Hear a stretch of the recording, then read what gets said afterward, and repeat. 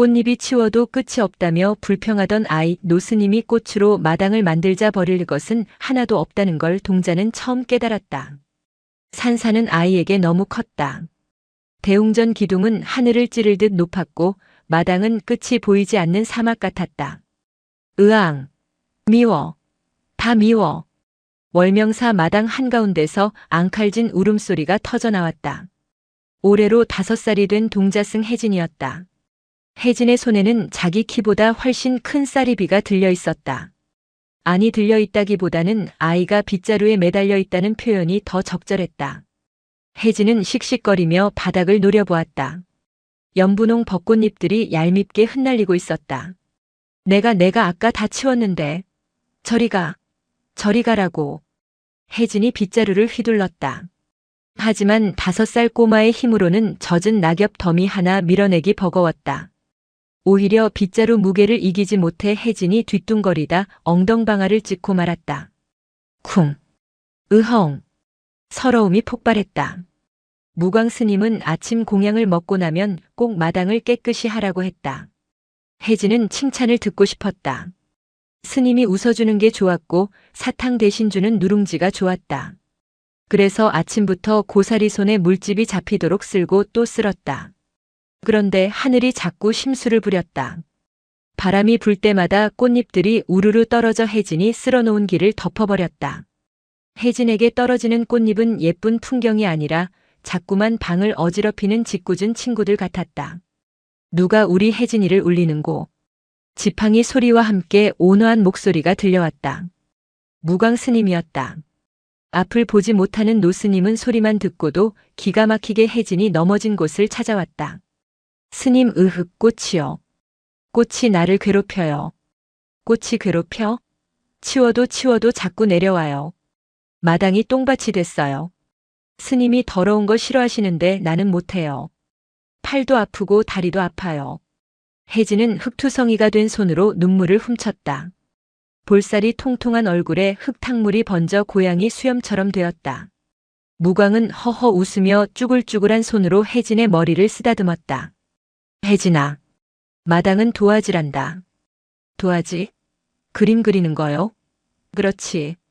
빗자루는 부시고 꽃잎은 물감이지. 너는 지금 청소를 한 게 아니라 그림을 그리려다 만 게야. 무광은 혜진의 손에서 빗자루를 넘겨받았다.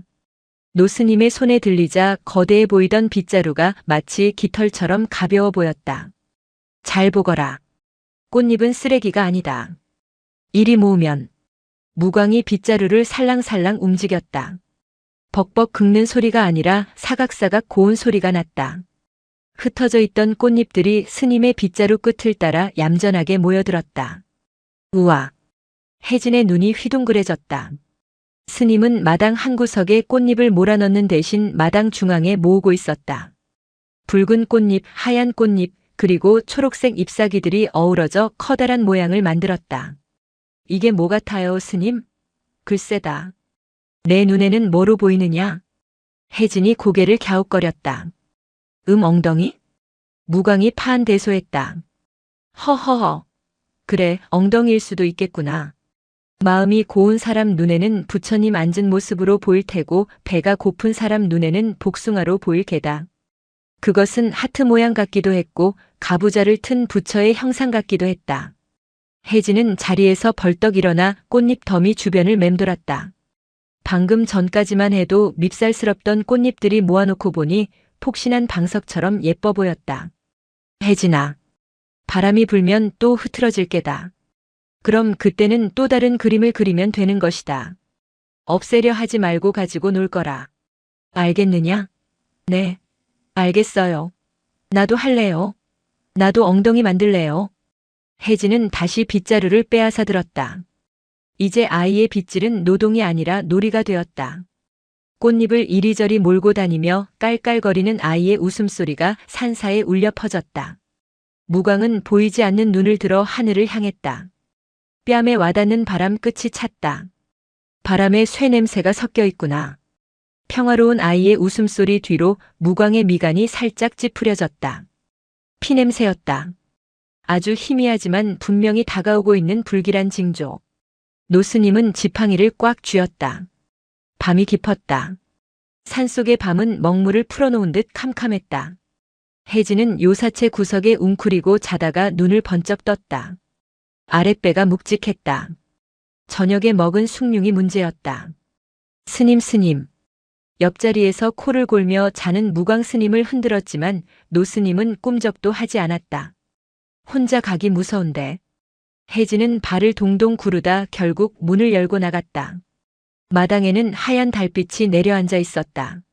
낮에 혜진이 만들다 만 꽃잎 엉덩이옥은 부처님는 바람에 흩어져 형체를 알아볼 수 없게 되었다. 혜진은 쪼르르 달려가 측간화장실 볼일을 보고 나왔다. 시원해. 바지를 추스르며 요사체로 돌아가려던 때였다. 쿵. 육중한 소리가 일주문 쪽에서 났다. 힉. 혜진은 깜짝 놀라 장독대 뒤로 숨었다. 호랑이인가? 스님이 호랑이는 곶감을 주면 안 잡아먹는다고 했는데 곶감이 없었다. 혜진은 두 손으로 입을 막고 눈만 빼꼼 내밀었다.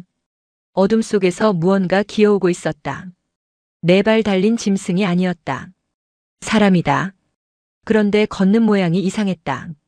마치 다리가 없는 귀신처럼 질질 끌며 마당으로 들어서고 있었다. 물물. 귀신이 말을 했다. 달빛이 구름 밖으로 나오자 귀신의 모습이 드러났다. 피투성이었다. 남색 옷은 찢겨 있었고 어깨에서는 시뻘건 물이 뚝뚝 떨어졌다. 얼굴은 하얗게 질려 있었고 눈은 퀭했다. 혜진이 태어나서 처음 보는 죽어가는 사람의 모습이었다. 남자는 비틀거리더니 마당 한가운데 낮에 혜진이 꽃잎을 모아두었던 그 자리에 털썩 쓰러졌다. 으앙! 스님! 스님! 혜진은 공포를 이기지 못하고 비명을 질렀다. 그 소리에 방문이 벌컥 열리고 무광 스님이 뛰쳐나왔다. 혜진아, 무슨 일이냐? 저기 빨간 아저씨가 죽었어요. 피가 막 나요. 무광은 찡그린 얼굴로 킁킁 냄새를 맡았다. 비린내. 무광은 지체 없이 마당으로 내려왔다. 지팡이도 없이 맨발이었다. 혜진아, 내 손을 잡아라. 그 사람이 어디 있느냐? 혜진은 덜덜 떨면서 스님의 손을 잡고 쓰러진 남자에게 이끌었다. 무광이 남자의 목에 손을 댔다. 살아있다. 맥이 뛰는구나. 스님, 귀신 아니에요? 무서워요. 귀신은 피를 흘리지 않는다. 다친 중생이야. 혜진아, 내가 도와줘야겠다. 무광의 목소리는 단호했다. 이분 다리를 잡아라. 나는 어깨를 잡으마. 무거워요. 천근만근이라도 들어야 한다. 여기서 죽게 둘 수는 없지 않느냐. 으라차. 5살 꼬마와 눈먼 노승이 피 흘리는 거구를 옮기는 일은 기적에 가까웠다. 혜진은 젖먹던 힘까지 짜내 남자의 다리를 질질 끌었다. 남자의 피가 혜진의 손에 묻었다. 끈적하고 따뜻했다. 혜진은 울음을 터뜨릴 것 같았지만 꾹 참았다. 스님의 표정이 너무나 엄숙했기 때문이다. 겨우겨우 남자를 방으로 옮겼다. 무광은 익숙한 손놀림으로 남자의 옷을 찢고 상처를 살폈다. 칼에 베었구나. 깊어. 호해주면 나아요? 혜진이 걱정스러운 눈으로 물었다. 무광은 쓴웃음을 지으며 고개를 저었다. 호로는 안 되겠다. 혜진아, 부엌에 가서 깨끗한 물하고 수건을 가져오너라. 그리고 약장 서랍 2번째 칸에 있는 가루약도. 혜진은 헐레벌떡 뛰어다녔다. 무서움은 어느새 사라지고 호기심과 사명감이 그 자리를 채웠다. 내가 스님을 도와서 사람을 살린다. 혜진은 꼬마 의사가 된 기분이었다. 한참의 시간이 흐르고 남자의 상처 지혈이 끝났다. 무광 스님은 피 묻은 손을 닦으며 한숨을 내쉬었다. 이제 한시름 놓았다. 그때 남자가 하고 신음하며 눈을 떴다. 흐릿한 시야에 가장 먼저 들어온 것은 걱정스럽게 자신을 내려다보는 둥근 얼굴이었다. 동자승?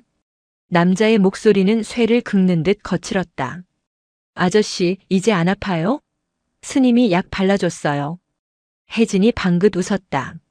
남자는 멍하니 그 미소를 바라보았다.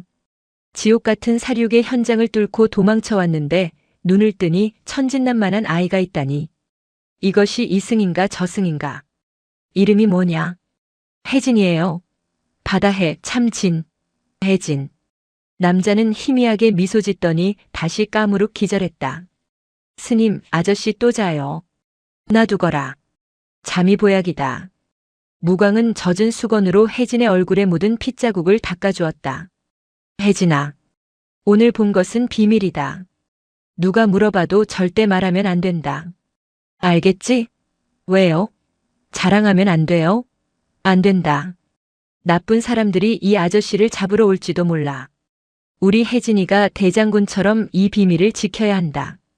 대장군이라는 말에 혜진의 어깨가 으쓱 올라갔다. 네. 저 입 진짜 무거워요. 곶감 숨겨놓은 것도 스님한테 말 안 했잖아요. 허허, 그건 내가 모른 척 해준 것이고. 그때였다. 멀리 산 아래쪽에서 횃불 무리가 일렁이는 것이 보였다. 개 짖는 소리가 산을 타고 올라왔다. 벌써 냄새를 맡았구나. 무광의 얼굴이 굳어졌다. 그는 혜진을 안아들고 낮게 속삭였다. 혜진아, 지금부터 우린 숨바꼭질을 하는 게야. 아주 무서운 술래들이 오고 있어. 날이 밝아오고 있었지만 월명사의 공기는 차가웠다. 와장창. 일주문 쪽이 아니라 담장을 넘어 들어온 사내들이 마당의 장독을 걷어찼다. 검은 옷을 입고 칼을 찬 사내 다섯이었다. 그들의 눈에는 살기가 등등했다. 이 쥐새끼가 어디로 숨었나? 우두머리로 보이는 자가 칼을 빼들고 소리쳤다. 혜진은 무광 스님의 다리 뒤에 숨어 바들바들 떨었다. 숨바꼭질 술래치고는 너무 무서웠다. 무광 스님은 태연하게 마당으로 나섰다. 손에는 어제 혜진이 가지고 놀던 빗자루가 들려 있었다. 어허, 아침부터 남의 살림살이를 다 부수는구려. 부처님 보기에 부끄럽지도 않소? 늙은 중은 빠져. 피냄새를 맡고 왔다. 어젯밤에 놈이 이리로 들어왔지? 우두머리가 무광의 턱 밑에 칼을 들이대었다. 혜진은 숨이 턱 막혔다. 스님이 다칠지도 모른다. 피냄새라. 내 코에는 꽃내음밖에 안 나는데. 시침이 떼지 마라. 놈이 피를 흘리며 들어온 자국이 있을 텐데. 우두머리는 마당 바닥을 샅샅이 훑었다. 분명 핏자국이 이어져 있어야 했다. 하지만 마당에는 기묘한 문양만이 가득했다. 어젯밤 혜진이 빗자루로 장난치며 만들어 놓은 꽃잎의 길. 그리고 그 사이사이 흙바닥에 어지럽게 그어놓은 빗자루 자국들.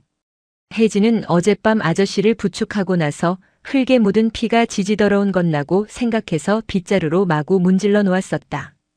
꽃잎과 흙이 뒤엉키고 빗자루가 지나간 자리가 겹쳐지면서 핏자국은 자연스럽게 붉은 흙의 일부처럼 보였다. 마치 추상화 같은 그림이 마당 전체를 덮고 있어 어디가 핏자국이고 어디가 꽃물인지 구분할 수가 없었다. 이게 뭐야?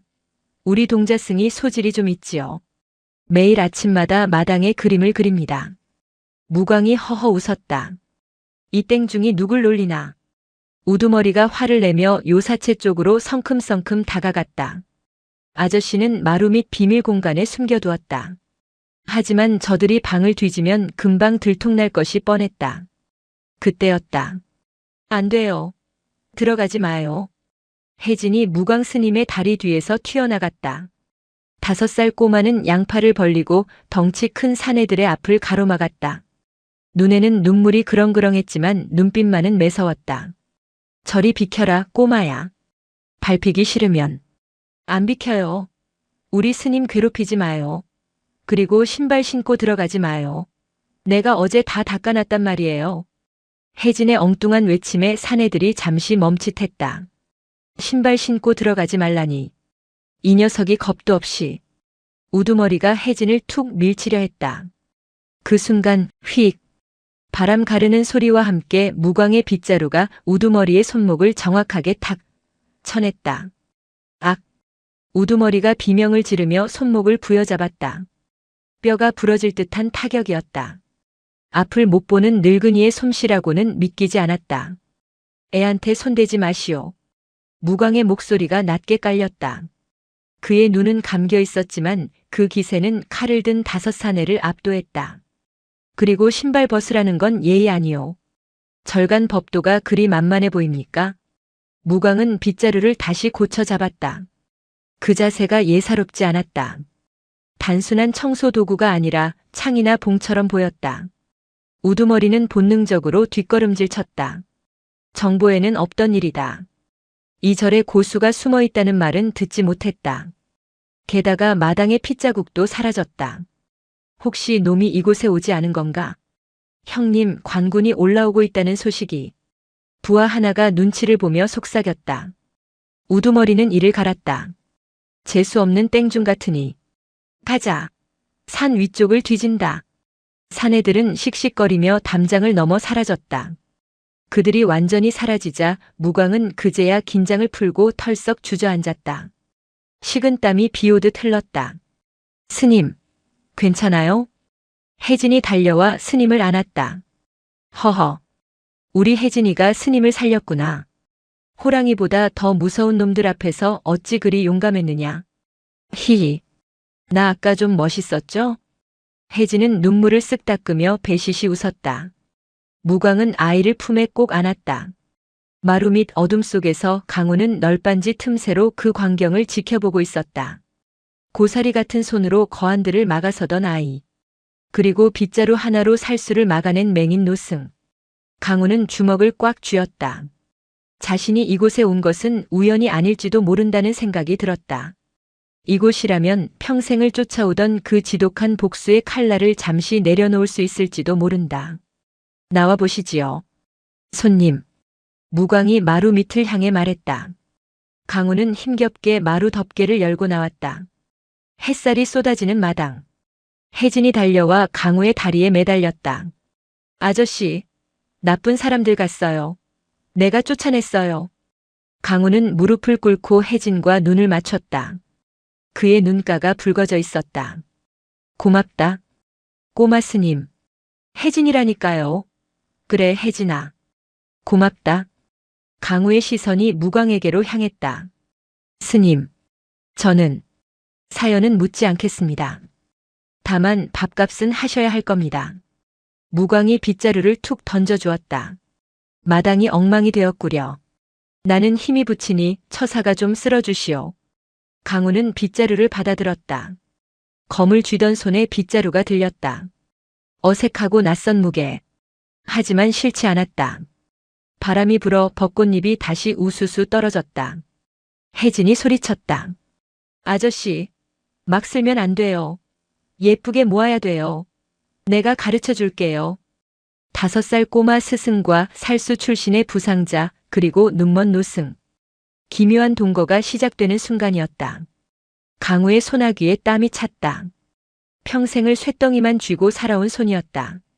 사람의 뼈를 가르고 살을 베어내는 감각에는 익숙했으나 고작 마른 나무 가지를 엮어 만든 쌀이비의 가벼운 무게는 당최 적응이 되지 않았다. 오른쪽 어깨의 자창이 욱신거릴 때마다 미간에 깊은 주름이 패였다. 하지만 육신의 고통보다 그를 더 괴롭히는 것은 눈앞에 있는 5살배기 스승의 잔소리였다. 아저씨, 아니야. 거기가 아니라고요.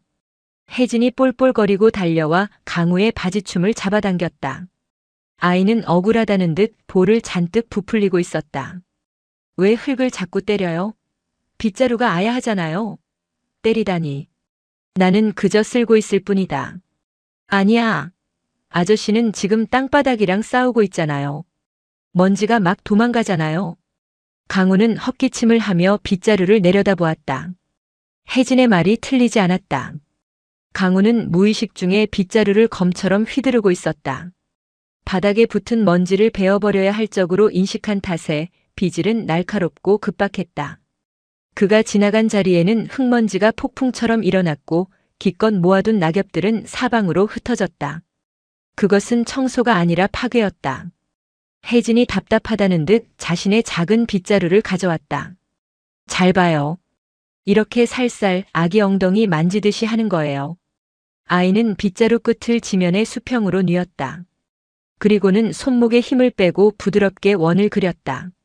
사각. 거친 흙바닥과 마른 쌀이나무가 만나는데도 소리는 경쾌했다. 먼지는 잃지 않았고 꽃잎과 낙엽들은 아이가 이끄는 대로 얌전하게 굴러왔다. 강우는 멍하니 그 모습을 바라보았다. 무림의 고수들도 보여주지 못했던 경지였다. 힘을 쓰지 않으면서 사물을 제어하는 힘. 그것이 고작 5살 아이의 손에서 나오고 있었다. 아저씨는 힘이 너무 세요. 힘 자랑하지 말고 마음 자랑하라고 스님이 그랬어요. 마음 자랑? 네. 빗자루 끝에 마음을 달아놓으래요. 그러면 빗자루가 내 손가락처럼 움직인대요. 강우는 쓴웃음을 지었다. 마음을 벤다는 말은 들어봤어도 마음을 빗자루 끝에 단다는 말은 처음이었다. 그는 다시 빗자루를 잡았다. 이번에는 검을 잡던 습관을 버리려 애썼다. 어깨에 힘을 빼고 손목을 부드럽게. 쓱. 여전히 어색했다. 하지만 아까처럼 흙먼지가 솟구치지는 않았다. 혜진이 박수를 쳤다. 오, 맞아요. 그렇게 하는 거예요. 참 잘했어요. 도장 꽝. 혜진이 강우의 허벅지를 손바닥으로 찰싹 때렸다. 강우는 얼떨떨한 표정으로 아이를 내려다보았다. 누군가에게 칭찬을 받은 것이 얼마만인가. 10수년 전 사부에게 검수를 배울 때 이후로 처음인 듯 했다. 재능이 있구려. 살수의 손이 살림의 손이 되어가니 말이오. 어느새 다가온 무광 스님이 툇마루에 걸터앉아 미소 짓고 있었다. 강우의 표정이 굳어졌다. 스님, 저는 오래 머물 생각이 없습니다. 몸이 추스려지는 대로 떠날 것입니다. 떠나다니? 갈 곳은 있고 없습니다. 허나 제가 이곳에 있으면 절이 위험해집니다. 그놈들은 집요한 자들입니다. 피냄새를 맡으면 지옥 끝까지 쫓아옵니다. 강우의 목소리에 두려움이 서려 있었다. 자신이 죽는 것은 두렵지 않았다. 하지만 자신의 업보 때문에 이 평화로운 산사와 아이가 다치는 것은 견딜 수 없었다. 무광은 쯧쯧 혀를 찼다. 지옥 끝까지 쫓아온다라. 자네는 그들이 쫓아오는 것이라 생각하는가, 아니면 자네가 그들을 달고 다니는 것이라 생각하는가? 무슨 말씀이십니까? 도망친다고 해결될 일이 아니라는 게야. 자네 마음속에 피 비린내가 진동하는데 천리 밖으로 도망친들 냄새가 사라지겠나? 이곳 월명산은 달이 밝은 절이야. 달빛 아래서는 그림자도 숨지 못하는 법이지. 쉬었다 가게. 몸도 마음도. 하지만 그리고 무광이 말을 끊고 혜진을 가리켰다. 저 녀석이 밥값은 해야 한다지 않나? 마당 청소가 끝나면 장작도 패야 하고 물도 길어야 해. 공짜 밥은 없네. 강우는 반박하려 했으나 혜진이 초롱초롱한 눈으로 그를 올려다보고 있었다. 아저씨 갈 거예요? 나랑 엉덩이 그림 안 그려요? 그 눈빛을 보자 목구멍까지 차올랐던 말이 쑥 들어갔다. 강우는 깊은 한숨을 내쉬었다.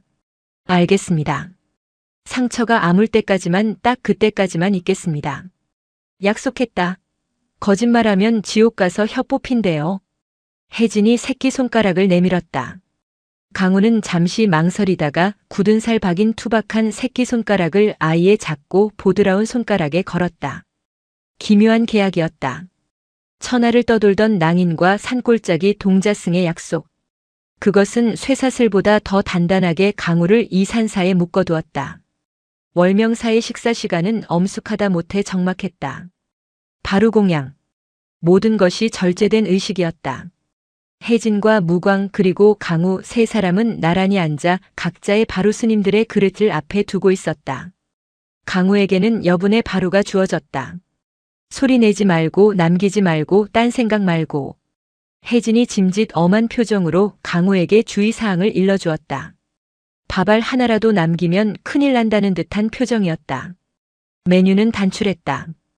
보리가 섞인 밥, 된장을 푼 시래기국, 그리고 산에서 캔 나물 무침과 짠지 몇 조각. 기름진 고기와 술에 절어 살던 강우에게는 너무나 초라한 밥상이었다. 하지만 숟가락을 드는 순간 강우는 기묘한 허기를 느꼈다. 뱃속이 빈 것이 아니라 영혼이 굶주린 듯한 허기였다. 달그락. 강우의 숟가락이 그릇에 부딪혀 소리를 냈다. 혜진이 눈을 흘겼다. 강우는 움찔하며 조심스럽게 국을 떠넣었다. 따뜻하고 구수한 된장 맛이 식도를 타고 넘어가며 얼어붙었던 내장을 녹였다. 자극적이지 않은 슴슴하고 깊은 맛. 그것은 어머니의 품속 같은 맛이었다. 강우는 밥을 입안 가득 밀어넣었다. 씹을수록 단맛이 났다. 그런데 이상하게 목이 메었다. 밥알이 모래알처럼 까끌까끌하게 느껴졌다. 그는 억지로 밥을 삼키려 했지만 목구멍이 꽉 막힌 듯 넘어가지 않았다. 내가 살아있구나. 죽음의 문턱을 넘나들며 수많은 사람을 베었고 동료들이 죽어나가는 꼴을 보았다. 며칠 전만 해도 진흙탕 구석에서 쥐고기를 씹으며 연명했었다. 그런데 지금 따뜻한 방 안에서 티 없이 맑은 아이와 현자 같은 노승과 함께 밥을 먹고 있다. 이 평화가 너무나 비현실적이어서 그래서 더 고통스러웠다. 나는 이런 평온을 누릴 자격이 있는가? 내 칼에 죽은 자들은 지금 차가운 구천을 떠돌고 있을 텐데. 툭. 강우의 눈에서 눈물 한 방울이 떨어져 밥그릇 위로 떨어졌다. 혜진이 깜짝 놀라 눈을 동그랗게 떴다. 아저씨 매워요? 짠지가 매워요? 혜진의 엉뚱한 질문에 무광 스님이 낮게 웃었다. 마음이 매운 게지. 고추보다 더 독한 후회가 들어갔으니 얼마나 맵겠느냐. 강우는 고개를 숙인 채 어깨를 들썩였다. 소리내어 울지 않으려 입술을 깨물었지만 새어나오는 흐느낌은 막을 수 없었다. 밥을 씹으며 우는 사내. 그 처연한 모습에 혜진은 숟가락을 내려놓고 강우의 등을 고사리 손으로 토닥였다. 울지 마요. 남자가 밥 먹다 울면 고추 떨어진대요. 푸흡. 강우는 눈물 젖은 얼굴로 실소를 터뜨렸다. 비극과 희극이 뒤섞인 밥상이었다. 많이 먹게. 먹어야 힘을 내서 업보도 씻고 마당도 쓸 것 아닌가. 밥이 곧 약이네. 무광은 자신의 몫인 두부 한 조각을 슬그머니 강우의 바로에 얹어주었다. 투박한 위로였다. 강우는 그 두부를 보며 다시 한번 울컥했다. 누군가가 자신의 밥그릇에 반찬을 얹어준 기억. 그것은 너무나 오래되어 화석처럼 굳어버린 추억이었다. 그날 강우는 태어나서 가장 깨끗하게 그릇을 비웠다. 숭늉으로 그릇을 헹궈 마시는 마지막 절차까지 그는 혜진이 가르쳐준 대로 경건하게 수행했다. 빈 그릇을 내려놓는 소리가 아까보다 훨씬 맑고 단단하게 울렸다. 산사의 밤은 낮보다 길었다. 혜진은 하루 종일 뛰어놀다 지쳐 골아떨어졌지만 강우에게 밤은 전쟁의 시작이었다. 상처의 통증 때문이 아니었다. 눈을 감으면 찾아오는 악몽 때문이었다. 꿈속에서 강우는 다시 붉은 피가 낭자한 골짜기에 서 있었다. 잘려나간 팔다리, 지식여진 얼굴들. 그들이 강우의 발목을 잡고 늘어졌다. 내 놈만 살려고. 우리를 버리고. 살려줘 강우야 너무 뜨거워. 동료들의 원망 섞인 목소리가 귓가에 쟁쟁했다.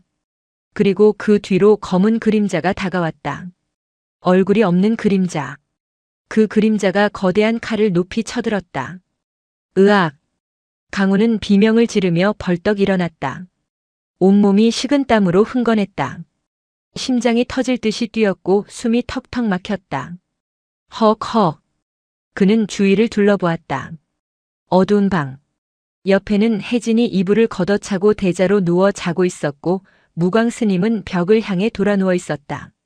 꿈이었다. 하지만 너무나 생생해서 현실과의 경계가 모호했다. 강우는 떨리는 손으로 얼굴을 쓸어내렸다. 매일 밤이 이런 식이었다. 잠드는 것이 무서웠다. 차라리 깨어있는 고통이 나았다. 그는 조심스럽게 방문을 열고 밖으로 나갔다. 마당에는 차가운 새벽 공기가 내려앉아 있었다. 강우는 우물가로 가서 찬물을 한 바가지 뒤집어 썼다. 좌악. 얼음장 같은 물이 머리를 때리자 정신이 좀 드는 것 같았다. 물에 젖은 채 마루에 걸터 앉아 있는데 등 뒤에서 작은 인기척이 느껴졌다. 아저씨 오줌 마려워요? 혜진이었다. 아이는 비몽사몽간에 눈을 비비며 서 있었다. 아니, 잠이 안 와서. 왜요? 무서운 꿈 꿨어요? 그래. 아주 무서운 꿈을 꿨다. 강우는 씁쓸하게 웃었다. 혜진이 강우의 옆에 털썩 앉았다. 아이의 체온이 닿자 차가웠던 옆구리가 따뜻해졌다. 나도 무서운 꿈 꿔요. 불이 막 나고 엄마가 안 보이는 꿈. 너도? 강우는 놀란 눈으로 혜진을 보았다. 그저 맑고 걱정 없는 아이인 줄만 알았는데. 혜진은 작은 발을 까딱거리며 말을 이었다. 스님이 그러는데요. 무서운 꿈은 마음속에 찌꺼기가 남아서 그런 거래요. 낮에 놀았던 거, 먹었던 거, 미워했던 거 그런 게 뱃속에 남아서 밤에 똥처럼 나오는 거래요. 꿈이 똥이라고? 네. 그러니까 똥 싸고 나면 시원하잖아요. 꿈도 꾸고 나면 털어버리면 된대요. 아, 내 마음이 똥 쌌구나 하고요. 강우는 멍하니 아이를 바라보았다. 악몽을 배설물에 비유하다니. 천박하면서도 묘하게 설득력이 있었다. 그럼 이 무서운 기억들도 다 내보내면 그만이라는 거냐? 그럼요. 물 내리면 스와하고 내려가잖아요. 아저씨도 그냥 스와해버려요. 혜진이 입으로 물 내려가는 소리를 흉내냈다. 그 모습이 우스꽝스러워 강우는 피식 웃음이 났다. 방금 전까지 그를 짓누르던 원기들의 비명소리가 아이의 스와 소리에 조금 멀어지는 것 같았다. 혜진아, 너는 부모님이 보고 싶지 않으냐? 보고 싶어요. 매일매일. 그런데 어떻게 그리 웃을 수 있지? 스님이 그랬거든요. 내가 울면 엄마도 하늘나라에서 운다고. 내가 웃어야 엄마도 안심하고 부처님하고 논다고요. 나는 엄마가 재밌게 놀았으면 좋겠어요. 5살 아이가 감당하기엔 너무나 큰 슬픔을 아이는 웃음이라는 보자기로 예쁘게 싸매고 있었다. 강우는 가슴이 먹먹해졌다. 자신은 어른이면서도 고작 악몽 하나 이기지 못해 쩔쩔매고 있는데 이 작은 아이는 슬픔을 승화시키고 있었다. 너는 나보다 낫구나. 내가 형님으로 모셔야겠다. 에이, 아저씨는 털도 많고 덩치도 크면서. 내가 동생 해줄게요. 대신 내일 나랑 놀아줘야 돼요. 그래. 무엇을 하고 놀까? 계곡 가서 돌탑 쌓기. 스님이 돌탑 쌓으면 소원 들어준댔어요. 소원? 무슨 소원? 비밀이에요. 말하면 안 이루어져요. 혜진은 꾸벅꾸벅 졸기 시작했다. 강우는 아이를 안아들었다. 가볍고 따뜻한 무게. 이 작은 생명을 지키기 위해서라면 다시 칼을 들어야 한다면 기꺼이 들겠다고 강우는 생각했다. 하지만 지금 당장은 빗자루를 드는 것이 먼저였다. 강우가 혜진을 눕히고 자리에 눕자 벽을 보고 있던 무광 스님이 나지막이 중얼거렸다. 똥을 쌌으면 밑을 닦아야지. 그냥 뭉개고 앉아있으면 냄새만 더 난다. 내일은 마음의 밑을 좀 닦아보세. 자는 줄 알았던 노스님은 다 듣고 있었던 것이다. 강우는 어둠 속에서 조용히 미소 지었다. 이 절은 참으로 기이한 곳이다. 그날 밤 강우는 처음으로 악몽을 꾸지 않고 깊은 잠에 들었다. 다음 날 아침 혜진은 약속대로 강우를 계곡으로 끌고 갔다. 절 뒤편으로 난 오솔길을 따라 10리쯤 올라가면 맑은 물이 흐르는 계곡이 나왔다. 강우의 어깨는 많이 호전되었다. 무광 스님이 붙여준 약초 덕분인지 아니면 마음의 도끼가 빠진 덕분인지 붓기가 가라앉고 통증도 줄었다. 그는 혜진의 손을 잡고 산길을 올랐다. 아저씨, 저기 봐요. 다람쥐. 그래, 빠르구나. 저기 뱀 딸기도 있어요. 먹으면 안 돼요. 뱀이 침 뱉어 놓은 거래요. 혜진은 종알종알 쉴 새 없이 떠들었다. 세상 모든 것이 신기하고 재미있는 나이. 강우는 아이의 보폭에 맞춰 천천히 걸으며 숲의 냄새를 들이마셨다. 피냄새와 화약 냄새 대신 젖은 흙내음과 소나무 향기가 폐부 깊숙이 들어왔다. 계곡에 도착하자 혜진은 신발을 벗어 던지고 물속으로 뛰어들었다. 차가워. 아저씨도 들어와요. 나는 됐다. 너나 놀아라. 강우는 바위에 걸터앉아 아이가 노는 모습을 지켜보았다.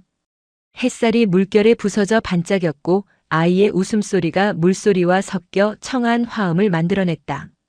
평화로웠다. 시간이 이대로 멈췄으면 좋겠다고 생각했다. 한참 물장구를 치던 혜진이 젖은 몸으로 나와 납작한 돌들을 줍기 시작했다. 탑 쌓아야지, 소원 빌어야지. 혜진은 고사리 손으로 돌 하나하나를 신중하게 골랐다.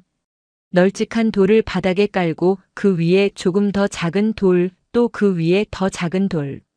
아이의 표정은 마치 불상을 조각하는 장인처럼 진지했다. 강우도 옆에서 돌을 주워 건네주었다. 이건 어떠냐? 평평해서 중심 잡기 좋겠는데. 오, 좋아요. 아저씨 눈썰미 짱이다. 어느새 혜진의 키만 한 돌탑이 완성되어 갔다.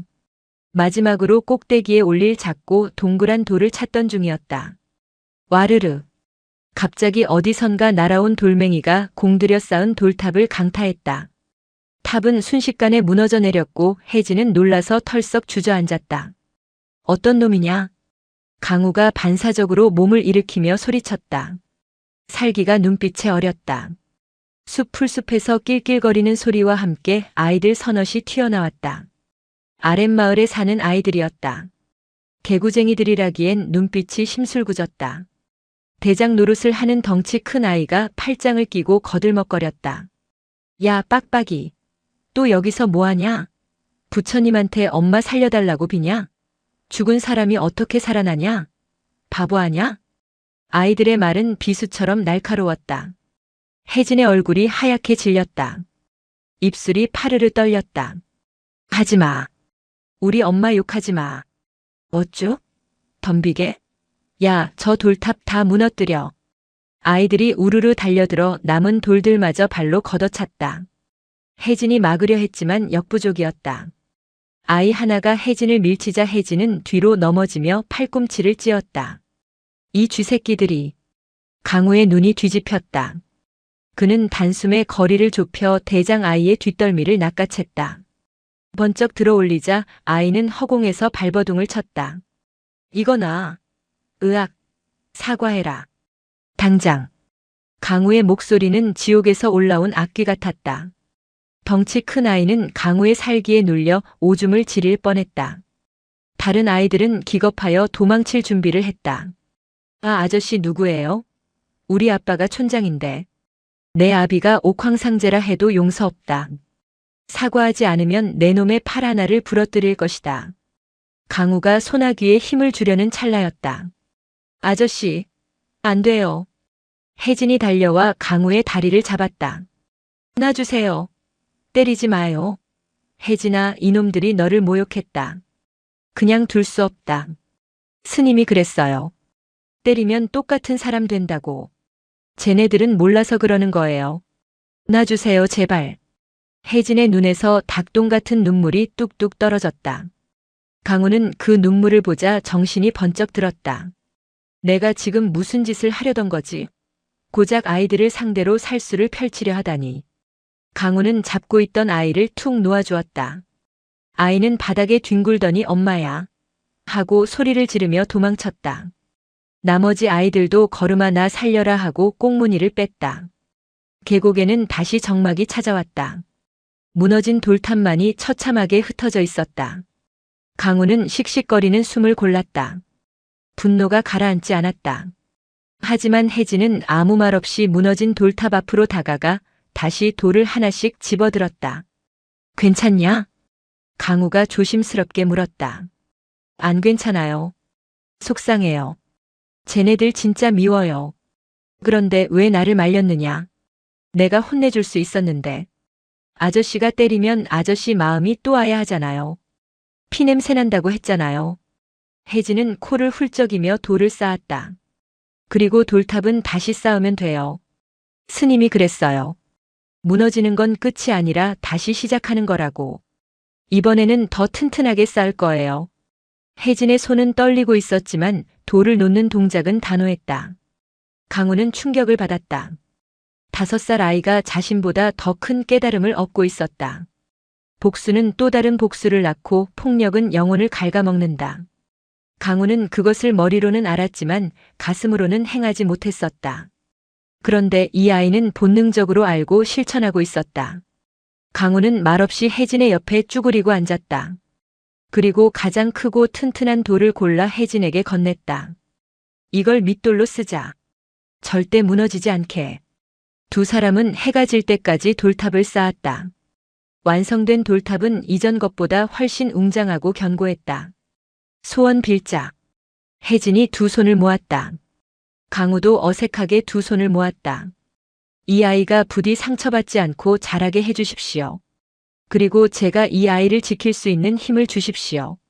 강우의 기도는 처음으로 자신을 위한 것이 아닌 타인을 위한 것이었다. 산 아래로 내려오는 길 혜진은 강우의 등에 엎여 잠이 들었다. 강우는 아이의 숨소리를 들으며 생각했다. 쫓기는 자의 삶은 언제 끝날지 모른다. 하지만 적어도 이 아이가 깨어있는 동안만큼은 세상의 잔인함을 보여주지 않으리라. 그러나 운명은 그들의 바람처럼 순탄치 않았다. 절 입구에 도착했을 때 강우는 공기 중에 섞인 낯선 냄새를 맡았다. 기름 냄새. 그리고 매캐한 연기. 월명사의 하늘 위로 검은 연기가 피어오르고 있었다. 강우는 혜진을 등에 업은 채 산길을 내달렸다. 심장이 터질 듯 쿵쾅거렸지만 그것은 오르막길 때문이 아니었다. 코를 찌르는 매캐한 냄새. 그것은 단순한 연기가 아니었다. 살이 타는 냄새, 나무가 비명을 지르는 냄새였다. 아저씨 냄새 나요. 무서워요. 등 뒤에서 혜진이 칭얼거렸다. 아이의 작은 몸이 덜덜 떨리고 있었다. 혜진에게 불냄새는 곧 죽음의 기억이었다. 강우는 이를 악물었다. 괜찮다. 별일 아닐 게다. 꽉 잡거라. 단숨에 일주문 앞까지 뛰어올랐다. 눈앞에 펼쳐진 광경에 강우는 멈칫할 수밖에 없었다. 월명사의 마당 한 구석, 겨울 내내 쓰려고 모아둔 장작 더미와 창고가 시뻘건 화염에 휩싸여 있었다. 불길은 미친 짐승의 혀처럼 날름거려 요사체 처마 끝을 위협하고 있었다. 그리고 그 불길 앞 마당 한가운데에 무광 스님이 홀로 서 있었다. 그의 주변을 검은 복면을 한 사내 10여 명이 에워싸고 있었다. 지난번 왔던 오합지졸 왈패들이 아니었다. 손에 든 무기는 번뜩이는 환도였고 서 있는 자세에는 빈틈이 없었다. 진짜 살수들이었다. 어서 놈을 내놓으시오, 스님. 부처님 자비도 좋지만 제 목숨 귀한 줄도 알아야지. 복면인들의 우두머리로 보이는 자가 비릿하게 웃으며 말했다. 그의 칼끝은 무광의 목을 겨누고 있었다. 무광은 불길의 열기가 얼굴에 와닿는데도 눈 하나 깜짝하지 않았다. 남의 집에 불을 질러놓고 손님을 내놓으라니. 예의를 밥 말아 드셨구만. 불부터 끄시오. 산신령 노하시겠소. 말귀를 못 알아먹는군. 늙은이라 귀가 먹었나? 놈이 올 때까지 이 절을 하나씩 태워주겠. 그만. 강우가 고함을 지르며 마당으로 뛰어들었다. 시선이 일제히 그에게로 쏠렸다. 강우. 제 발로 기어왔군. 우두머리가 킬킬거렸다. 강우는 등 뒤에 혜진을 조심스럽게 내려놓았다. 아이는 불타는 창고를 보자마자 다리에 힘이 풀려 주저앉았다. 으앙.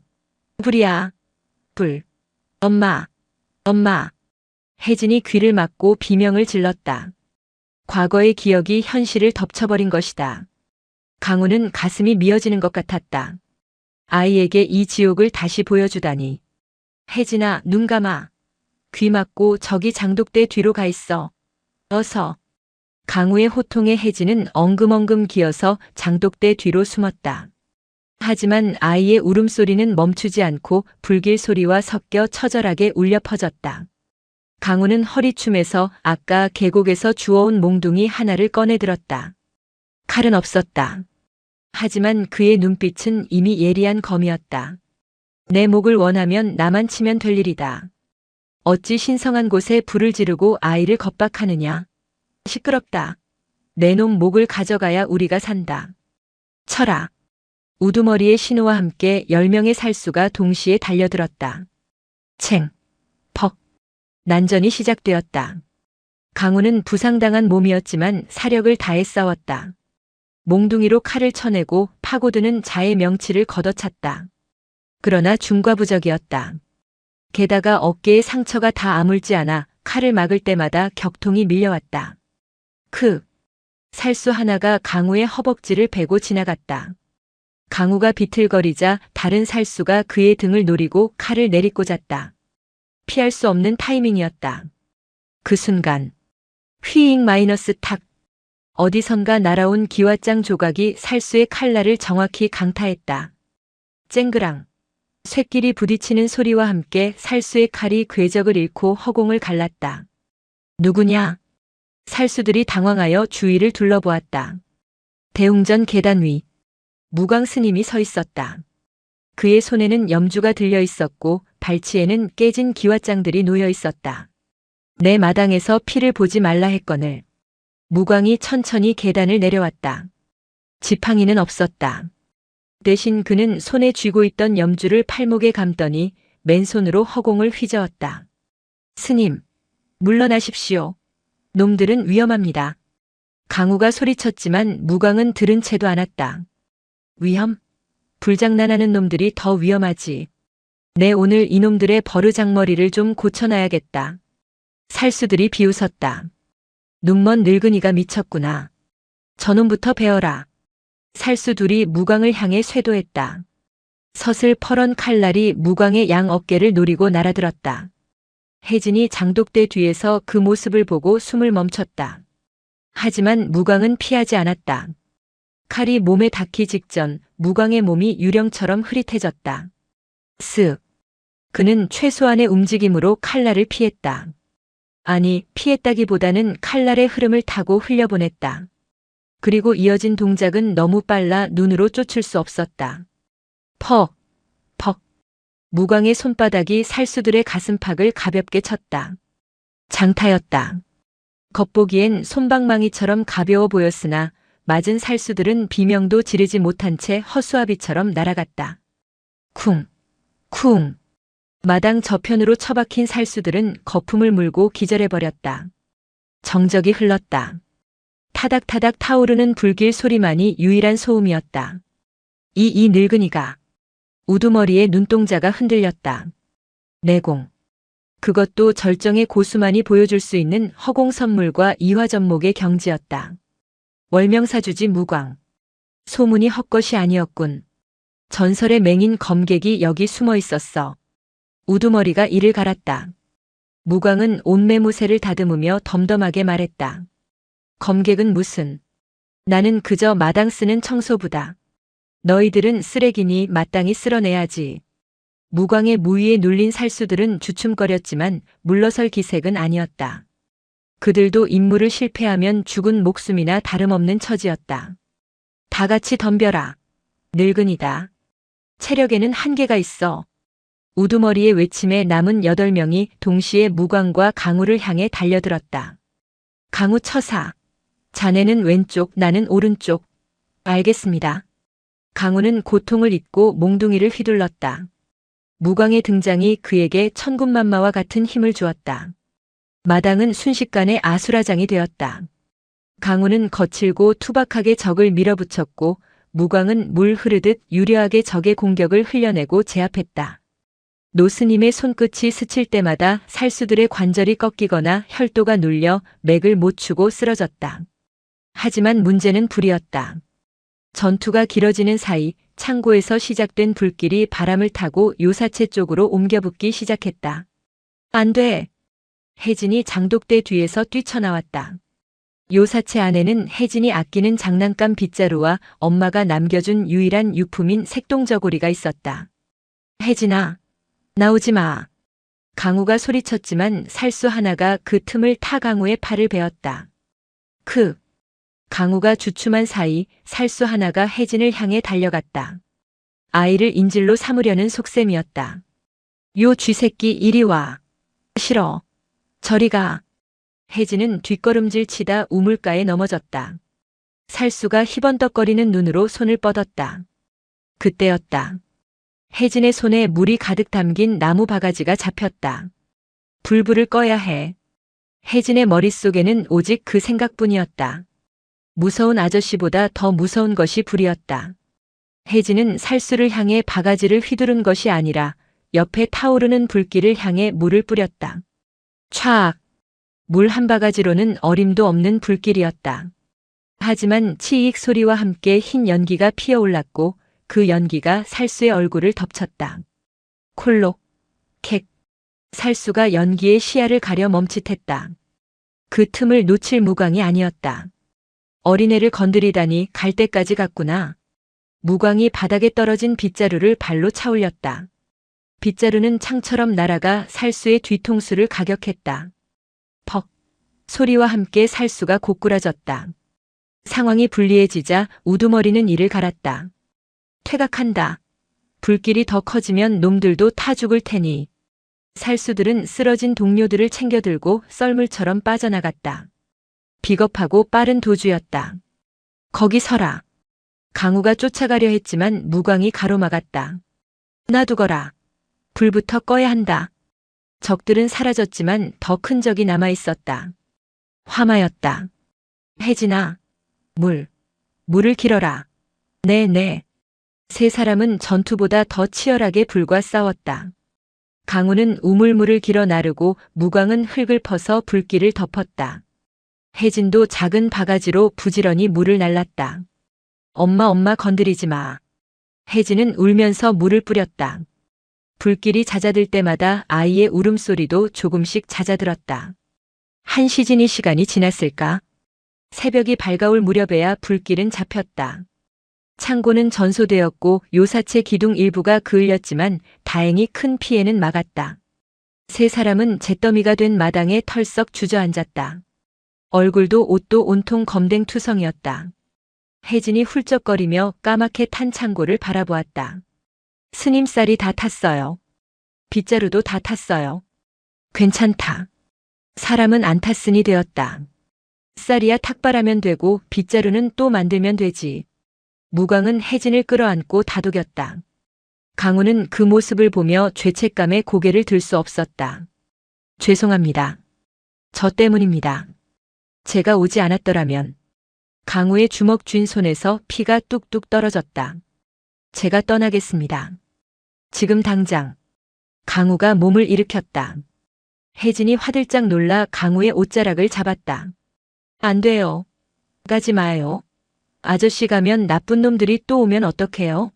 혜진아. 아저씨가 있으면 나쁜 놈들이 더 많이 온다. 아저씨는 불행을 몰고 다니는 사람이야. 강우는 혜진의 손을 떼어냈다. 차가운 거절에 혜진의 눈동자가 흔들렸다. 거짓말쟁이. 약속했잖아요. 나랑 논다고 했잖아요. 약속 못 지켜서 미안하다. 건강해라. 강우는 뒤도 돌아보지 않고 일주문을 향해 걸음을 옮겼다. 그의 등은 쓸쓸했고 그림자는 길었다. 그때 무광의 목소리가 들려왔다. 어디로 갈 텐가? 세상 끝 어디라도 가겠습니다. 놈들을 유인해서 이곳과 멀어지겠습니다. 자네가 가면 놈들이 이 절을 가만둘 것 같은가? 강우가 멈칫했다. 놈들은 내가 여기 없다는 걸 알면. 놈들은 악귀야. 자네가 없어도 분풀이로 이 절을 잿더미로 만들고도 남을 놈들이지. 그리고 자네 몸 상태를 보게. 지금 산을 내려가면 반나절도 못 가서 잡힐 걸세. 개죽음 당하고 싶은가? 그럼 어쩌란 말입니까? 제가 있어도 죽고 없어도 죽는데. 강우가 절규하듯 소리쳤다. 처음으로 토해내는 본심이었다. 무광은 천천히 걸어와 강우 앞에 섰다. 그리고는 지팡이로 강우의 가슴을 툭 쳤다. 비우라고 하지 않았나. 두려움도 비우고 죄책감도 비우게. 자네는 지금 도망치는 게 아니야. 자네 안의 지옥에서 도망치고 싶은 거지. 무광은 잿더미 속에서 타다 만 빗자루 하나를 주워들었다. 이 빗자루를 보게. 탔지만 아직 심지는 남아있어. 쓸 수 있단 말일세. 자네도 마찬가지야. 상처 입고 더러워졌지만 아직 쓸모가 있어. 무슨 쓸모 말입니까? 지키는 쓸모. 도망치지 말고 싸우게. 밖에서 싸우지 말고 여기서 지키면서 싸우게. 그게 자네 업을 씻는 유일한 길일세. 강우는 흔들리는 눈으로 혜진을 바라보았다. 숯검댕이 된 얼굴로 눈물 콧물을 흘리며 자신을 바라보는 아이. 저 아이를 두고 갈 수 있을까? 저 아이가 불타는 절 안에서 비명 지르는 것을 상상할 수 있을까? 아니, 그건 죽기보다 싫었다. 강우는 털썩 무릎을 꿇었다. 스님, 가르쳐 주십시오. 칼로 베는 법 말고 지키는 법을. 이 아이를, 이 절을 지킬 수 있게 저를 도와주십시오. 무광이 빙그레 웃었다. 검댕 묻은 얼굴 사이로 하얀 이가 드러났다. 밥값 하려면 꽤 힘들 게야. 각오하게나. 화재 사건 이후 월명사의 일상은 달라졌다. 아니, 더 단단해졌다. 아침이면 혜진과 강우는 나란히 마당에 섰다. 마당 한가운데에는 불에 탄 흔적이 흉터처럼 남아있었지만 두 사람은 그것을 피하지 않았다. 혜진아, 오늘은 무슨 그림을 그릴까? 오늘은 호랑이. 나쁜 놈들이 얼씬도 못하게 무서운 호랑이. 좋다. 아주 크고 무서운 놈으로 그려보자. 강우의 빗질은 이제 제법 능숙해졌다. 검기를 뿜어내던 살기는 사라지고 그 자리에 차분한 정기가 자리 잡았다. 그는 빗자루를 움직이며 호흡을 골랐다. 들숨에 번뇌를 들이마시고 날숨에 집착을 내뱉었다. 오후가 되면 무광의 특별 수련이 시작되었다. 검을 버려라. 무광의 첫 가르침이었다. 검을 버리라니요? 놈들이 칼을 들고 오는데 맨손으로 싸우란 말씀입니까? 칼은 사람을 죽이는 도구다. 살생의 도구로는 지킬 수 없다. 상대를 베면 원한이 남고 원한은 또 다른 칼을 부른다. 끊어내려면 베지 말아야 한다. 무광은 강호에게 긴 봉 하나를 던져주었다. 끝이 뭉툭한 나무봉이었다. 이걸로 빗자루질하듯 싸우게. 상대를 쓰레기라 생각하고 마당 밖으로 쓸어내는 게야. 죽이지 않고 제압하는 것. 그것이 활인검보다 더 높은 활인봉일세. 강호에게는 새로운 도전이었다. 평생 급소를 찌르고 목을 베는 훈련만 해온 그에게 힘을 조절하여 상대를 제압만 한다는 것은 살인보다 더 어려운 일이었다. 아니야. 아저씨, 똥 싸다 끄는 것처럼 그러지 말고 쭉 밀라고요. 혜진이 옆에서 훈수를 두었다. 아이는 꼬마 조교가 되어 강호의 자세를 교정해 주었다. 혜진 조교님, 이렇게 말입니까? 그렇지. 엉덩이에 힘 딱 주고. 강호는 땀을 뻘뻘 흘리며 봉을 휘둘렀다. 혜진의 웃음소리가 응원가처럼 들렸다.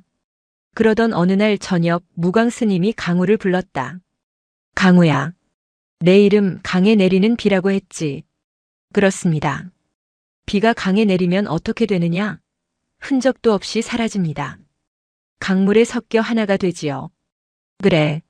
너는 이제 살수강호가 아니다. 너는 월명사의 처사다. 과거의 너는 죽었고 지금의 너는 이 강물에 섞여 흘러가는 물방울이다. 무광은 서랍에서 낡은 승복 한 벌을 꺼내주었다.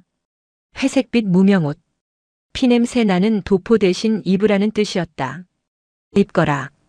이제 밥값은 이 옷이 해줄 게다. 강호는 옷을 받아들었다. 거칠지만 따뜻한 감촉. 그는 낡은 도포를 벗어 던지고 승복으로 갈아입었다. 방에서 나온 강호를 보고 혜진이 박수를 쳤다. 우와, 아저씨 이제 진짜 스님 같다. 머리만 깎으면 되겠다. 머리는 좀 받아오. 아직 장가도 못 갔는데. 강호가 쑥스러운 듯 머리를 극적였다. 세 사람은 마루에 앉아 밤하늘을 올려다보았다. 달이 밝았다. 그놈들이 다시 오겠지요? 강호가 나지막이 물었다. 오겠지. 봄이 오면 꽃이 피고 겨울이 오면 눈이 오듯이. 인연도 악연도 때가 되면 오는 법이다. 무광이 담담하게 대답했다. 하지만 걱정 마라. 바닥이 더러워지면 쓸면 되고 무너지면 다시 쌓으면 된다. 우리가 함께 있는 한 꽃비는 바닥에 쌓이지 않는다. 그저 흐를 뿐이지. 강호는 고개를 끄덕였다. 두렵지 않았다. 옆에는 지혜로운 스승이 있고 앞에는 지켜야 할 맑은 영혼이 있다. 그리고 자신의 손에는 살인검 대신 세상을 쓰는 빗자루가 들려 있었다. 그날 밤 강호는 꿈을 꾸었다. 피바다가 아닌 벚꽃이 만발한 마당에서 혜진과 함께 춤을 추는 꿈을. 꿈속에서 그는 웃고 있었다. 아주 오랜만에 진짜 웃음을. 계절의 여왕이라는 5월이 지나고 산사에는 짙은 녹음이 내려앉았다. 벚꽃이 진 자리에 무성한 나뭇잎들이 그림자를 드리웠고 매미 소리가 수행자들의 독경 소리와 경쟁하듯 울려 퍼졌다. 월명사의 뒷산 대나무 숲. 팽팽한 긴장감이 감돌았다. 강호는 눈을 검은 천으로 가린 채 대숲 한가운데 서 있었다. 그의 손에는 빗자루 대신 어른 팔뚝만한 굵기의 대나무 봉이 들려 있었다. 들으려 하지 말고 느껴라. 귀는 속일 수 있어도 기운은 속일 수 없다. 무광 스님의 목소리가 바람을 타고 들려왔다. 스님은 멀찍이 떨어진 바위에 앉아 찻잔을 기울이고 있었다. 강호의 이마에 땀방울이 맺혔다. 시야가 차단되자 공포심이 스멀스멀 올라왔다. 살수 시절에는 어둠이 친구였으나 지금은 무방비 상태의 먹잇감이 된 기분이었다. 바스락. 왼쪽? 아니, 오른쪽인가? 강호가 봉을 휘둘렀다. 휙. 봉은 허공을 갈랐다. 아무것도 없었다. 바람이 대나무 잎을 스치는 소리였을 뿐이다. 틀렸다. 내 놈의 살기가 너무 강해 바람 소리조차 적으로 만드는구나. 어렵습니다, 스님. 보이지 않는데 어찌 피하고 막습니까? 나는 평생을 보지 않고 살았다. 눈은 마음의 창이라지만 때로는 마음을 가리는 커튼이기도 하지. 눈에 보이는 형상에 집착하면 칼끝만 쫓게 된다. 칼을 쥔 자의 호흡을 읽어라. 그때였다. 타닥. 미세한 파열음. 강우는 반사적으로 몸을 비틀며 봉을 뒤로 찔러 넣었다. 으악. 아저씨 똥멍청이. 혜진의 비명소리. 강우가 황급히 안대를 벗어보니 혜진이 엉덩이를 문지르며 울상을 짓고 있었다. 아이의 손에는 작은 도토리가 들려 있었다. 혜진아, 괜찮냐? 아니, 안 괜찮아요. 내가 도토리 줬는데 왜 때려요? 미안하다. 적인 줄 알고. 치 아저씨는 겁쟁이야. 도토리가 뭐가 무섭다고. 혜진은 입을 삐죽거리며 강우에게 다시 도토리를 던졌다. 강우는 얼떨결에 그것을 받아들었다. 무광이 껄껄 웃었다. 보아라. 5살 아이의 장난 하나 구분하지 못해서야 어찌 지키는 칼을 쓰겠느냐. 면목 없습니다. 혜진아, 다시 한번 던져보거라. 이번에는 아저씨가 맞추지 않게 살살. 혜진은 신이 나서 주머니에 가득 담아온 도토리와 조약돌을 꺼냈다. 공격이다. 받아라 약. 후두둑. 조약돌이 비오듯 쏟아졌다. 강우는 다시 안대를 썼다. 이번에는 마음을 가라앉히려고 애썼다. 도토리다. 적의 암기가 아니다. 아이의 장난이다. 살기를 거두자 신기하게도 소리가 구분되기 시작했다. 바람 소리와 아이의 옷자락이 스치는 소리, 그리고 조약돌이 날아오는 공기의 파동. 탁! 강우는 봉을 살짝 들어 날아오는 도토리 하나를 쳐냈다. 깨지는 소리가 아니라 톡하고 튕겨나가는 경쾌한 소리가 났다. 탁 타닥 톡.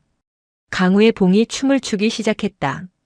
힘으로 부수는 것이 아니라 날아오는 물체의 궤적을 살짝 틀어주는 움직임. 마치 빗자루로 낙엽을 쓸어 담듯 부드러운 곡선이었다. 혜진이 던진 돌멩이들이 강우의 발치에 얌전하게 쌓였다. 우와, 아저씨 등에 눈 달렸어? 혜진이 눈을 동그랗게 뜨고 감탄했다. 강우는 천천히 안대를 벗었다. 땀범벅이 된 얼굴에 희미한 미소가 번졌다. 조금 알 것 같습니다. 빗자루를 잡는 마음이 무엇인지. 무광은 찻잔을 내려놓으며 고개를 끄덕였다. 그래. 상대를 다치게 하지 않고 나도 다치지 않는 것. 그것이 공존이다. 하지만 명심하거라. 세상에는 도토리만 던지는 아이들만 있는 게 아니다. 진짜 독을 품은 뱀들이 오고 있다. 무광의 시선이 산 아래 마을을 향했다. 그의 굳게 닫힌 눈꺼풀이 미세하게 떨렸다. 산 아래 마을 주막. 평소라면 밭일을 마친 농부들이 막걸리 한 사발에 시름을 털어놓느라 시끌벅적했을 곳이 쥐 죽은 듯 조용했다. 모든 시선이 한 사내에게 쏠려 있었다. 창가 쪽에 앉아 조용히 차를 마시는 사내. 나이는 30대 중반쯤 되어 보였고 창백하리 많지 하얀 피부에 가느다란 눈매를 지녔다. 그는 선비처럼 고운 비단옷을 입고 있었지만 허리춤에는 칠흑같이 검은 검집에 장검이 매달려 있었다. 그의 이름은 조윤. 무림에서는 독설 혹은 뱀의 혈아 불리는 자였다. 그는 칼보다 말로, 무력보다 계략으로 상대를 무너뜨리는 살수 집단 무연당의 책사였다. 이복의 주모. 조윤이 나지막이 불렀다. 주모는 화들짝 놀라며 다가갔다. 네. 날이 뭐 필요한 거라도. 이 근처 월명사라는 절에 대해 듣고 싶소. 주막 안의 공기가 얼어붙었다. 사람들은 서로 눈치를 보았다. 월명사는 마을 사람들에게 신성한 곳이었다. 가난한 이들에게 쌀을 나눠주고 아픈 이를 치료해주는 무광스님은 살아있는 부처나 다름없었다. 아이고, 그 절은 왜 찾으십니까? 워낙 산세가 험하고 스님이 꼬장꼬장하셔서 볼 것도 없는데. 주모가 둘러댔다. 조유는 찻잔을 만지작거리며 웃었다. 뱀이 먹이를 앞에 두고 짓는 미소 같았다. 볼 게 없다라. 내 듣기로는 그 절에 아주 재미있는 손님이 숨어들었다던데. 덩치가 크고 어깨에 상처가 있는 사내 말이요. 구석에서 국밥을 먹던 나무꾼이 움찔했다. 며칠 전 산에서 장작을 패다가 웬 험상궂은 사내가 동자승과 함께 돌탑을 쌓는 것을 본 적이 있었다. 조유는 그 미세한 반응을 놓치지 않았다. 그는 품에서 엽전 꾸러미를 꺼내 탁자 위에 올려놓았다. 짤그랑. 묵직한 소리였다. 그 사내는 역병을 몰고 다니는 자요. 역병이라니요? 그가 머무는 곳마다 피바람이 불고 마을이 불타지. 내가 여기까지 온 건 그 재앙을 막기 위해서요. 혹시라도 그를 숨겨주거나 돕는다면 이 마을도 무사하지 못할 거요. 조윤의 목소리는 부드러웠지만 그 내용은 협박이었다. 게다가 그 절의 늙은 중이 그 사내와 한패라더군.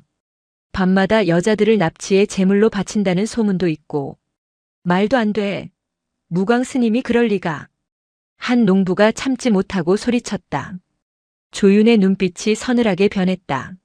사람 속은 모르는 법이지. 겉으로는 부처님을 찾으면서 속으로는 악귀를 키우는 땡중들이 어디 한둘인가. 조윤은 자리에서 일어났다. 선택하시오. 그들과 어울려 함께 불탈 것인지 아니면 우리를 도와 마을을 지킬 것인지. 조윤이 주막을 나간 뒤 마을에는 불신이라는 독이 퍼지기 시작했다. 그러고 보니 얼마 전에 절에서 큰 불이 났었잖아. 맞아. 밤중에 비명소리도 들렸다던데. 그 낯선 사내 눈빛이 살인자 같았어. 공포는 전염병보다 빨랐다. 마을 사람들의 마음속에서 월명사는 더 이상 자비의 도량이 아니라 두려움의 대상이 되어가고 있었다. 며칠 뒤 월명사의 식량 창고가 바닥을 보이기 시작했다. 화재로 쌀독이 깨진 탓도 있었지만 정기적으로 올라오던 마을의 공양미가 끊긴 탓이 컸다. 쌀이 없네요. 혜진이 텅 빈 뒤줄을 긁으며 시무룩하게 말했다. 제가 다녀오겠습니다. 마을에 가서 탁발을 좀 해오지요. 강우가 삿갓을 눌렀으며 일어섰다. 아니, 자네는 가지 말게. 내가 다녀오마. 무광 스님이 말렸다. 하지만 강우는 고개를 저었다. 스님 다리가 불편하지 않으십니까? 그리고 저도 이제 승복을 입었으니 제 몫을 해야지요. 얼굴은 가리고 다녀오겠습니다. 강우는 빗자루 대신 지게를 지고 산을 내려갔다. 혜진이 나도 갈래. 하며 따라 나섰다. 강우는 망설였지만 혼자 두는 것보다 곁에 두는 게 안전할 것 같아 허락했다. 마을 장터에 도착했을 때 강우는 분위기가 심상치 않음을 느꼈다.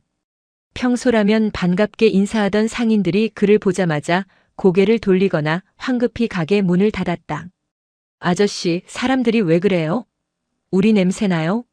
혜진이 강우의 옷자락을 잡고 속삭였다. 강우는 삿갓 아래로 주위를 살폈다. 저게 명백한 적대감이 느껴졌다. 그가 쌀가게 앞에 멈춰 섰을 때였다. 썩 꺼져라. 재수 없는 중놈들. 쌀가게 주인이 소금을 뿌렸다. 촥. 하얀 소금이 강우의 승복과 혜진의 머리 위로 쏟아졌다. 아이고 따거. 혜진이 눈을 비볐다. 소금이 눈에 들어간 모양이었다. 주인장, 이게 무슨 짓이오? 강우가 울컥하여 소리쳤다. 무슨 짓? 내 놈들이 한 짓을 생각해라. 살인마를 숨겨주고 마을에 저주를 퍼붓는다며? 썩 꺼져. 너희들한테 팔살 따윈 없다. 그게 무슨... 강우는 주먹을 꽉 쥐었다. 억울함보다 분노가 치밀어 올랐다.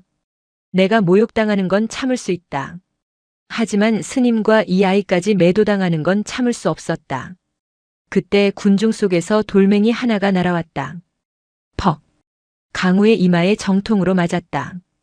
붉은 피가 주르륵 흘러내렸다. 죽여라. 악귀를 쫓아내라. 저를 불태워라. 누군가의 선동에 흥분한 마을 사람들이 돌과 오물을 던지기 시작했다. 강우는 혜진을 품에 꼭 안고 웅크렸다. 혜진아, 고개 들지 마. 꽉 잡아. 등 위로 돌멩이들이 쏟아졌다. 퍽, 퍽, 퍽. 아팠다. 칼의 베이는 고통과는 다른 마음이 찢어지는 고통이었다. 내가 지키려던 사람들이 나를 향해 돌을 던진다. 이것이 내가 치러야 할 업보인가. 강우의 손이 꿈틀거렸다. 지게에 꽂아둔 지팡 이봉을 잡고 싶었다. 이들을 쓸어버리고 싶었다. 저기서 비웃고 있는 선동꾼의 목을 베고 싶었다. 살생의 도구로는 지킬 수 없다. 무광 스님의 목소리가 뇌리에 울렸다. 강우는 이를 악물어 피를 냈다. 참아야 한다. 여기서 힘을 쓰면 스님의 말씀이 틀린 것이 된다. 나는 살수가 아니다. 나는 빗자루다. 그만들 하시오. 쩌렁쩌렁한 고함 소리가 장터를 울렸다. 돌팔매질이 멈췄다. 강우가 고개를 들어보니 마을 촌장이 지팡이를 짚고 서 있었다. 아무리 미워도 스님들이다. 천벌을 받으려고 이러는가. 하지만 촌장님 저놈들이 시끄럽다. 썩 물러가지 못해. 촌장의 호통에 사람들이 슬금슬금 뒤로 물러났다. 촌장은 강우에게 다가왔다. 그의 눈빛은 복잡했다. 경멸, 두려움, 그리고 일말의 연민. 젊은 스님, 그리고 꼬마 스님. 오늘은 그냥 돌아가시오. 촌장 어르신, 저희는 쌀이 필요합니다. 아이가 굶고 있습니다. 강우가 간청했다. 촌장은 한숨을 내쉬며 품에서 주먹만 한 떡 덩어리 2개를 꺼내 혜진의 손에 쥐어주었다. 이게 마지막 정이오. 다시는 마을에 내려오지 마시오. 다음엔 나도 막지 못하오. 강우는 피 묻은 얼굴로 고개를 숙였다. 감사합니다. 이 은혜 잊지 않겠습니다. 강우는 혜진을 업고 도망치듯 산을 올랐다. 등 뒤로 따가운 시선들이 비수처럼 꽂혔다. 산 중턱에 이르러서야 강우는 걸음을 멈췄다. 아저씨 피나요. 혜진이 고사리 손으로 강우의 이마를 닦아주었다. 아이의 손수건은 촌장이 준 떡을 싸고 있던 헝겊이었다. 괜찮다. 나는 괜찮아. 강우는 혜진을 내려놓고 바위에 기대 앉았다. 서러움이 북받쳤다. 우리가 뭘 잘못했어요? 왜 사람들이 우릴 미워해요? 혜진이 울먹였다. 잘못한 건 없다. 다만 오해가 쌓인 게지. 먼지가 쌓이듯이. 그럼 빗자루로 쓸면 되잖아요. 그래. 사람 마음의 먼지는 빗자루로 쓸기가 참 어렵구나. 강우는 씁쓸하게 웃었다. 그때 숲속 그림자 속에서 누군가 걸어 나왔다. 하얀 비단옷을 입은 사내 조윤이었다. 감동적이군요. 천하의 살수 강우가 돌팔매질을 견디다니. 이빨 빠진 호랑이가 다 되었소. 강우가 벌떡 일어났다. 본능이 경고했다. 이자는 고수다. 그것도 아주 위험한 놈이다. 누구냐? 마을 사람들을 선동한 게 내 놈이냐? 선동이라니. 나는 진실을 말했을 뿐이요. 당신이 있는 곳엔 죽음이 따른다는 진실. 조윤은 부채를 촥 펴며 비웃었다.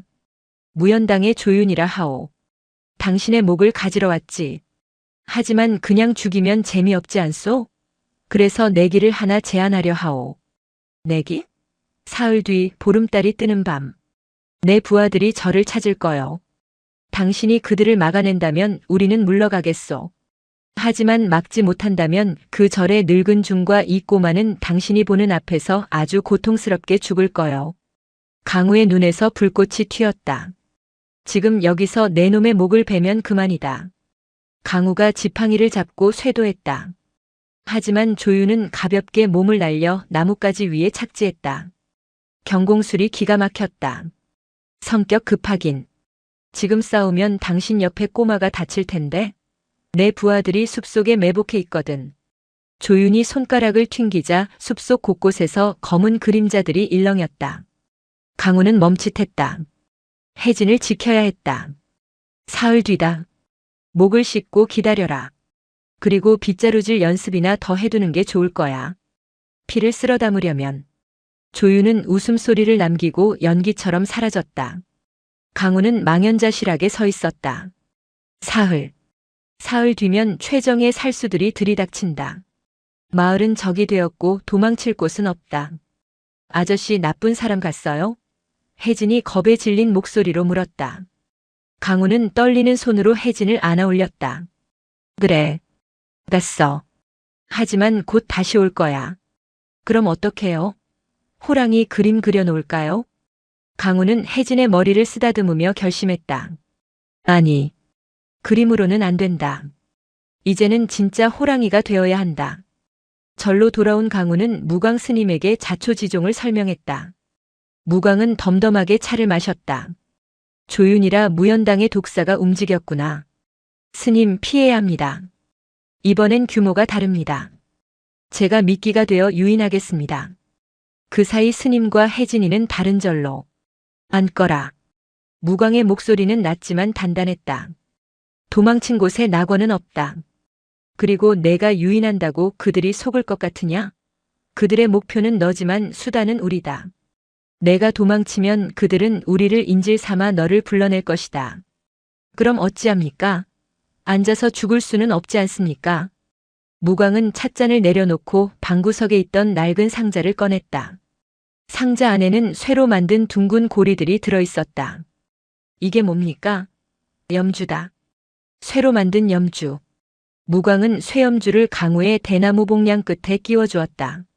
소리가 날 것입니다. 그래. 움직일 때마다 찰랑거리겠지.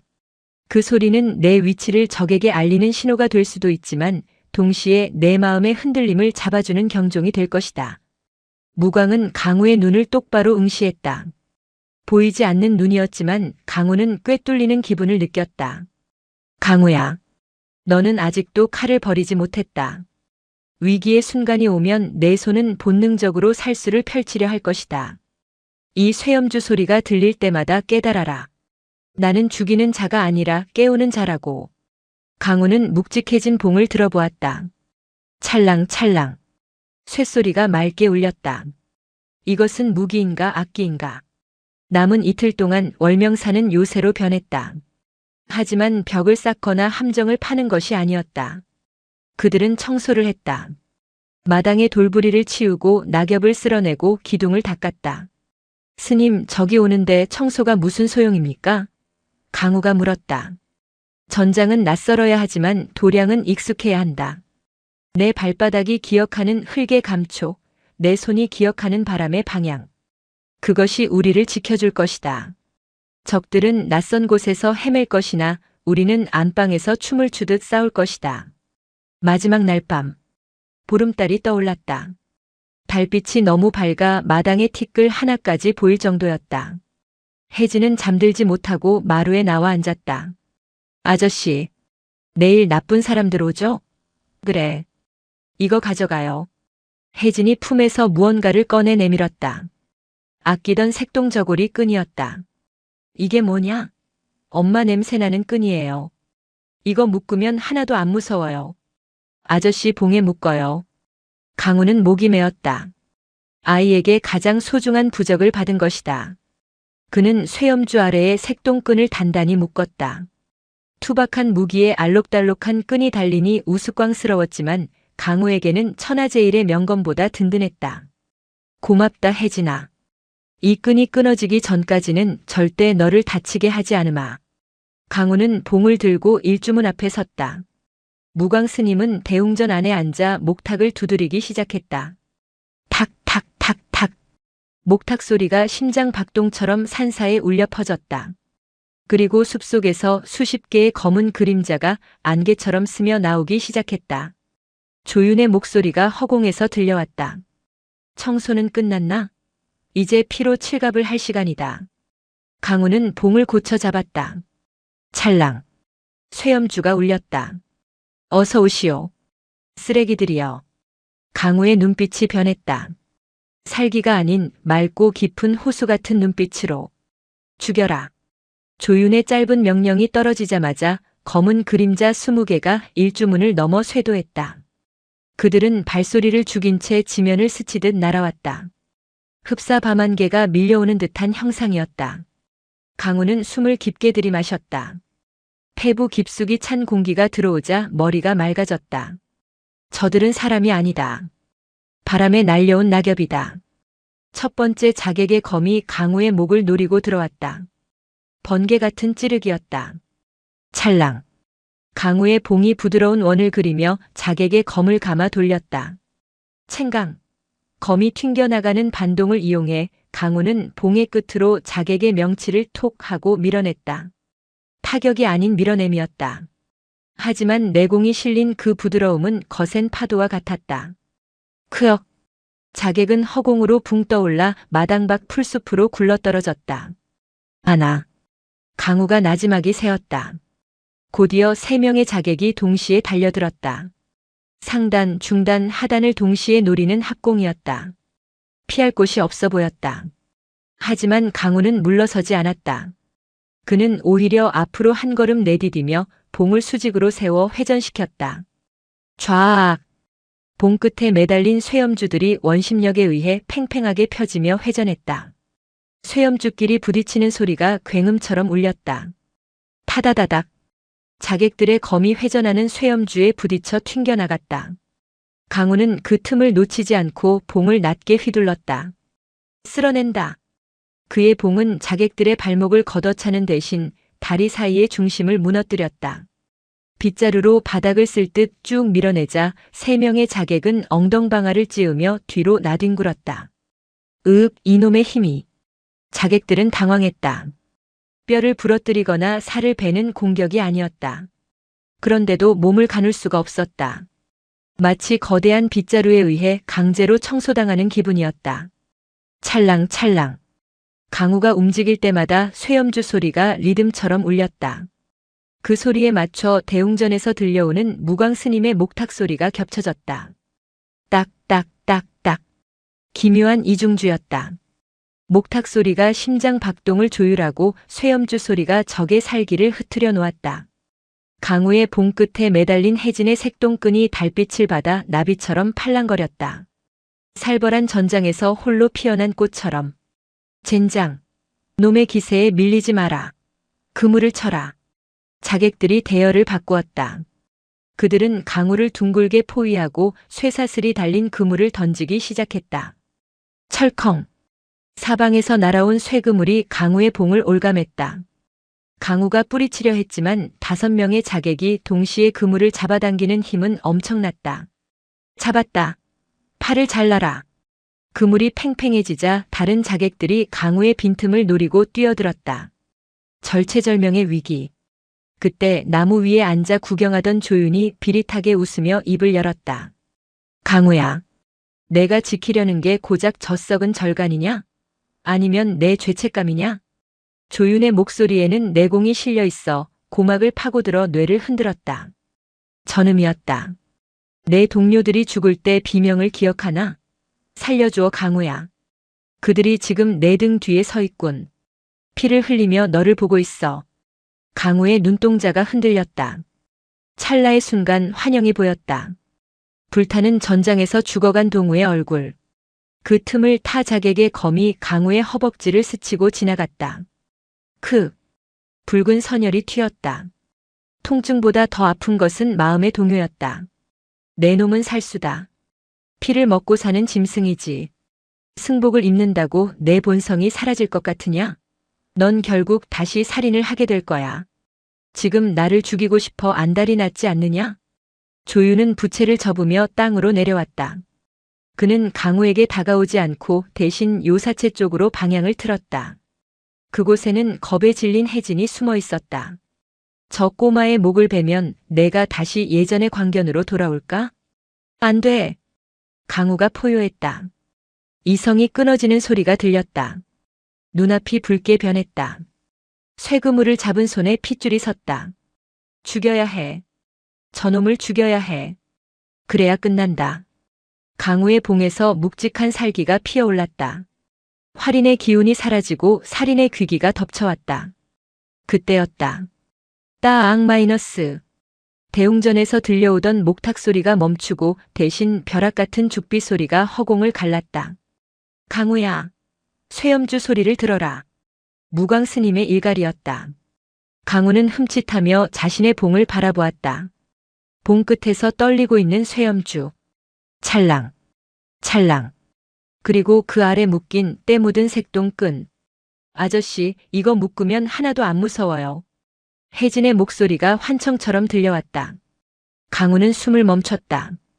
붉게 물들었던 시야가 서서히 원래의 색을 되찾았다. 그는 쇠그물을 힘으로 당기는 대신 그물의 결을 따라 몸을 회전시켰다. 나는 짐승이 아니다. 강우가 봉을 축으로 팽이처럼 돌았다. 자객들이 당기던 힘이 역이용되어 그들이 오히려 강우 쪽으로 빨려 들어왔다. 콱광. 강우는 빨려 들어온 자객들의 중심을 봉으로 쳐서 서로 부딪히게 만들었다. 자객들은 엉켜서 떼굴떼굴 굴렀다. 그물이 풀렸다. 강우는 자유로워진 봉을 들고 조윤을 가로막았다. 그 아이에게 손끝 하나라도 대면 내 빗자루가 너를 용서치 않을 것이다.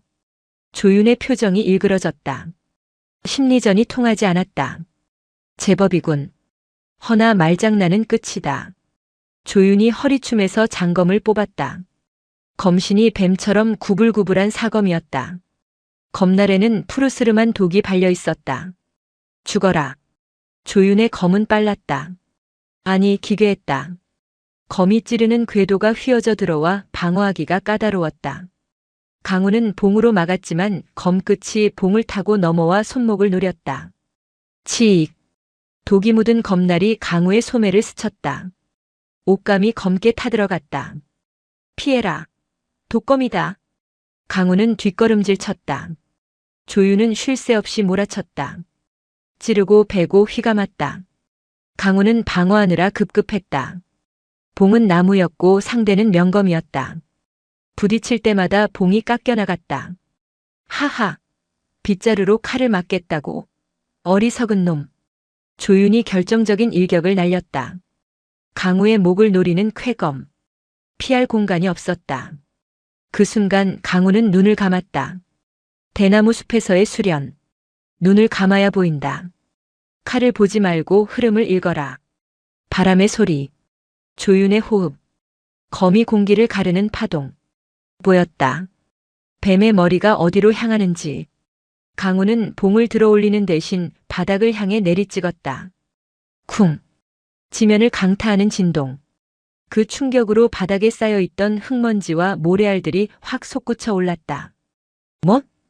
조윤의 시야가 흙먼지에 가려졌다. 찰나의 틈. 강우는 봉을 빗자루처럼 눕혀 조윤의 하체를 휩쓸었다. 비켜라, 이 더러운 것아. 촤악. 단순한 타격이 아니었다. 그것은 마당의 오물을 대문 밖으로 쓸어내는 거대한 기운이었다.